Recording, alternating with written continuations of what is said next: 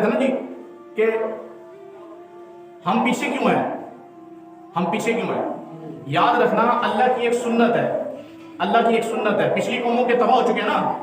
دیکھو حدیث کے اندر آتا ہے کہ پچھلی قومیں ساری تباہ ہوئی. یہ جو امت آخری ہے نا، اس کو آخری کیوں رکھا اللہ نے امت؟ اس کی وجہ یہ ہے کہ یہ آخری امت اس لیے ہے کہ اللہ اس امت پر آنے والا عذاب کسی اگلی آنے والی امت کو نہیں دکھانا چاہتے. اس امت کا اللہ پردہ رکھنا چاہتے ہیں، اس لیے اس کو آخر میں رکھا ہے، ورنہ کرتوت کم نہیں ہے. اس کو صرف اس لیے آخر میں رہا ہے کہ محمد علیہ السلام کی امت ہے اور اس کا عیب کسی اور انسانیت کے اوپر نہ کھلے.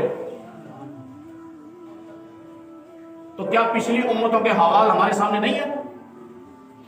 اللہ کی ایک سنت ہے کہ اللہ فیصلہ اجتماعیت پر کرتے ہیں. سمجھنے کی کوشش کرنا. آپ یہاں بیٹھے ہوئے فرض کرو 50 آدمی، اگر 50 میں سے اللہ کے نافرمان 45 ہیں تو فیصلہ 45 کے عمل پر ہوگا، 5 کے عمل پر نہیں ہوگا. 5 الٹے لٹک کے بھی عبادت کرے. یہ ہو ہی نہیں سکتا کہ 45 نافرمان ہو، 5 اللہ کے فرما بردار ہوں اور آسمان سے خیریں اتر رہی ہوں. ایسا نہیں ہو سکتا. ہاں 45 اللہ کے فرما بردار ہوں، 5 اللہ کے نافرمان ہوں، اللہ کی طرف سے رحمت ہی رحمت برسے گی. ان 5 کے گناہ 45 پر سب ڈال سکتے. اللہ اجتماعیت پر فیصلہ کرتے ہیں. ہمیں نوں کا نہیں پتا کتنے لوگ ایمان لائے تھے، 82 ایمان لائے. باقی ہزاروں اور لاکھوں کی تعداد کن کی تھی نافرمانوں کی. پھر عذاب آیا کہ نہیں آیا؟ ان 82 کا نیک ہونا ان باقیوں پر عذاب آنے سے روک نہیں سکا. قوم عاد کو اٹھا کر دیکھو، قوم سمود کو اٹھا کر دیکھو. عمرو بن جندہ کتنے ساتھیوں کو لے 5000 لوگوں کو لے کر عمرو بن جندہ مسلمان ہو گیا. تو حضرت صالح علیہ السلام کے ساتھ حضرت صالح نے دعوت دی کہ یہ میری اونٹنی ہے. انہوں نے کہا پہاڑ میں سے نکلے. کاتبہ پہاڑ میں سے اونٹنی چیخ ماری، بچہ جنا سامنے آ گئی. عمرو بن جندہ نے کہا اب تو ایمان لے آؤ، سچا کہہ رہا ہے، صالح سچا ہے. تو قوم نے مذاق اڑایا. عمرو بن جندہ نے 5000 لوگوں کو لیا اور سائڈ پر ہو گیا. صالح علیہ السلام سائڈ پر ہو گئے.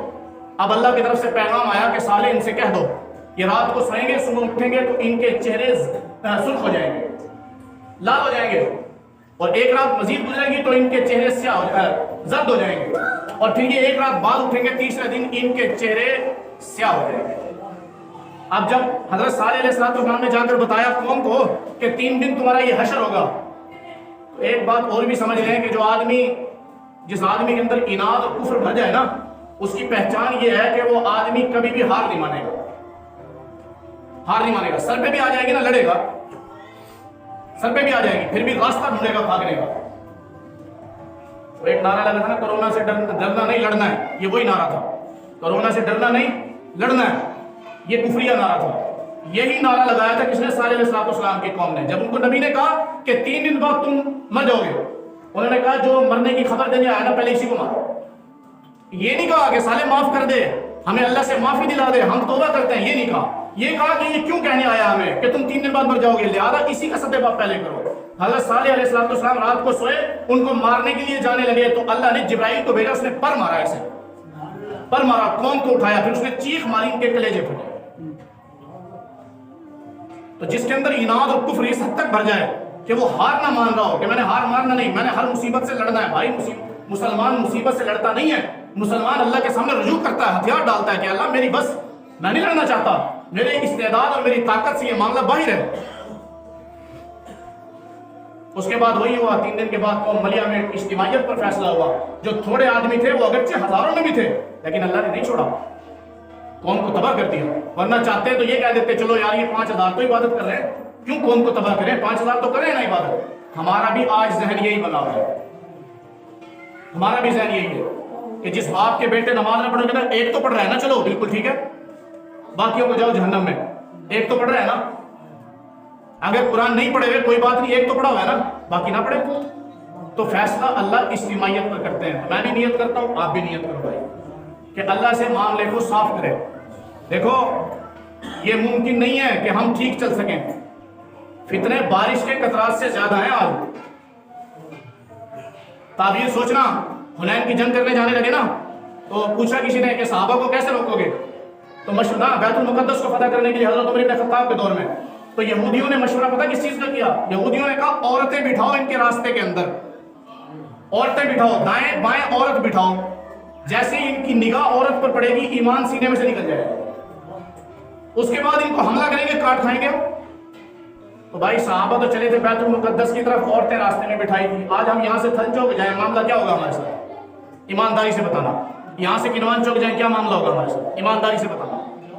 तो फितने तो भाई बारिश की कतरात की तरह हमारा पीछा कर रहे हैं, हम नहीं बच सकते। हाँ, कदम कदम पर अल्लाह से कहते रहें कि अल्लाह जितनी इस्तेदाद है हम आपसे उसके एतबार से माफी मांगते हैं। हम जितना खुद को ठीक कर सकते हैं अल्लाह हम कोशिश करेंगे ठीक करने की। अपने घरों के अंदर ये माहौल बनाओ भाई, घरों के अंदर इज्तिमाई तालीम करवाओ।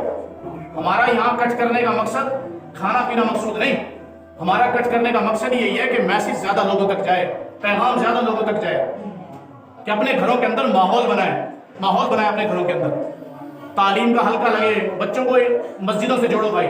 डंडे के खौफ से मार नहीं प्यार का बोर्ड लगाकर स्कूल वालों ने तो एक हथियार ढूंढ लिया, वही हथियार हमने मदारिस के ऊपर भी चला दिया, वही हथियार हमने मसाजिद के ऊपर भी चला दिया। ये औलाद से प्यार नहीं है कि आप उनको डंडे के खौफ से, थप्पड़ के खौफ से मस्जिद में जाने छुड़वा दो, ये प्यार नहीं, ये नफरत है, ये नफरत कर रहे हैं आप उनसे। मैंने पहले भी बताया आपको, पहले ये वाक्य कई मरतबा और अक्सर जगह पर सुनाता हूँ कि एक बाप ने शिकायत की थी हज़रत उमर इब्न खत्ताब से आकर कि मेरा बेटा मुझे पैसे नहीं देता, खर्चा नहीं देता। हज़रत उमर इब्न खत्ताब ने जब बुलाया उसको कि तुम बाप को खर्चा क्यों नहीं देते, तो उसने कहा अमीरुल मोमिनीन पहले मेरी बात सुन लो फिर मुझे मारना। जब बात की गई तो बेटे ने क्या कहा कि कितने हक होते हैं, 3 हक औलाद के, अच्छा नाम रखना, अच्छे जगह रिश्ता करना, अच्छी तालीम देना। तो मेरे बाप ने मेरा नाम जोल रखा, गंदी नाली का कीड़ा अरबी के अंदर कहते हैं। किस बुनियाद पर रखा, मेरा बाप अनपढ़ था, अच्छा नाम नहीं रख सका मेरा, उलमा से मशवरा कोई नहीं किया, अहले इल्म से मिला कोई नहीं जाकर, तो अपनी जिंदगी का सारा आसानी उसने मेरे ऊपर डाल दी, तो मेरा नाम रखा जोल। लोगों ने ताना मारा कि गंदी नाली का कीड़ा, गंदी नाली का कीड़ा, तो मेरा नाम मेरे लिए माशरे में धब्बा बन गया। एक बात। दूसरा, मैं थोड़ा सा बालिग हुआ, थोड़ा सा बड़ा हुआ, चाहिए ये था मुझे कुरान पढ़ाता, चाहिए ये था मुझे दीन सिखाता, मुझे पाकी नपाकी बताता, इसने मेरे हाथ में बकरियों का रेवड़ दे दिया। सारा दिन मैं फिरता रहा रेगिस्तानों के अंदर और पहाड़ों के अंदर मैं बकरियां चलाता रहा, बकरियों का पेशाब मेरे कपड़ों पर लगता रहा, मुझे पाकी नपाकी का नहीं पता था, मुझे हराम हलाल का नहीं पता था, मेरा दिल सख्त हो गया पत्थरों में फिर कर। अमीरुल मोमिनीन, मुझे नहीं पता बाप के हकूक क्या होते हैं, मुझे नहीं पता माँ के हकूक क्या होते हैं, मुझे नहीं पता हमसाये के हकूक क्या है, मुझे नहीं पता बीवी के हकूक क्या है, मुझसे क्या मुतालबा किया जा रहा है, शरीयत मैंने सीखी मुझे नहीं पता। 2 हक। तीसरा हक फरमाया अमीरुल मोमिनीन, तीसरा हक ये था कि जब मैं बालिग हो गया तो मेरा बाप मेरा अच्छी जगह निकाह करता, कोई शरीफ औरत मेरे निकाह में लेकर आता, कोई खानदानी लहू मेरे निकाह में लेकर आता, ताकि मेरी औलाद के अंदर अच्छाई चलती। इसने मेरे जैसी ढूंढकर अपने सर से बोझ उतारा, मेरी जैसी से मेरा निकाह कर दिया। तो अमीरुल मोमिनीन ये तीनों हक मेरे खा गया मेरा बाप। अब जब 3 हक इसने मेरे खा लिए बुनियादी, अब ये मुझसे कहता है कि मैं बुढ़ापे में आ गया, मुझे खर्चा दे, तो मैं कहता हूं अब्बा अब मैं तेरा हक अदा करने से कासी हूं। तो अमीरुल मोमिनीन ने वो दुर्रा, वो कोड़ा, वो डंडा जो उस बेटे को मारने के लिए उठाया था वो उसके बाप को मारा, कहा निकल जा, तू अपनी औलाद के सारे हकूक खाने के बाद अब यहाँ अपने हकूक की तलबी के लिए आया, अब तेरा क्या हक, तू औलाद के ऊपर हक जताए। तो ये औलाद के साथ खैर खाई नहीं है कि आप उनको मसाजिद से दूर कर रहे हो। 10-10 मिनट पर कुरान पढ़वा रहे हैं, 10-10 मिनट घर के अंदर पूछने लगवाइए 10 मिनट कि मदरसे में भेजेंगे ये हो जाएगा, मदरसे में भेजेंगे वो हो जाएगा। खुदा का खौफ करो भाई। मदारिस का क्या, अभी मौलाना साहब ने क्या बताया, मदारिस ना होते अल्लाह की कसम आज हमारी हैसियत अंग्रेज से भी बदतर होती। अंग्रेज तो फिर भी किसी हद तक बचा हुआ है, अपनी शरीयत पर कहीं ना कहीं तो खड़ा होगा। हम तो अपनी शरीयत को अपने अंदर से खोज खोज कर निकाल चुके होते हैं, उलमा ना होते। मौलाना इलियास रहमतुल्लाह ताला अलैह तबलीग के जो बानी है, ऐसे इंतकाल होने लगा। जब इंतकाल होने लगा तो कहा मुझे आखिरी टाइम में वजू करवाओ। सुनना कितनी गहराई की बात है, कहा वजू करवाओ, साथी वजू करवाने लगे, ऐसे पानी लेकर ऐसे बाजू लटकी थी, यहाँ से पानी डालने लगे, यहाँ से ऐसे पानी डालने लगे, उन्हें बाजू खींच लिया फौरन बीमारी की हालत में। कहा हजरत क्या हुआ, कहा आखिरी वक्त के अंदर मुझसे सुन्नत छुड़वाना चाहते हो। और भाई पानी वजू के अंदर यहाँ कोनी से बाजू की तरफ डालना ये खिलाफ सुन्नत है, हाथ में पानी लेकर कोनी की तरफ बहाना ये सुन्नत है। कहां तक उलमा के एहसान, देखो कहां बात जा रही है कि वो कह रहे हैं मुझसे खिलाफ सुन्नत ना करवाओ। एक एक सुन्नत का आखिरी सकरात के मौके पर भी ख्याल रखा। और हम क्या कह रहे हैं कि मदारिस, तो अपने बच्चों के साथ खैर खाई ये है कि इनको दीन सिखाओ भाई, दीन सिखाओ, अपने मसाइल को उलमा के सामने रखो जाकर। मैं भी नियत करता हूँ इंशाल्लाह, आप भी नियत करेंगे ना इंशाल्लाह।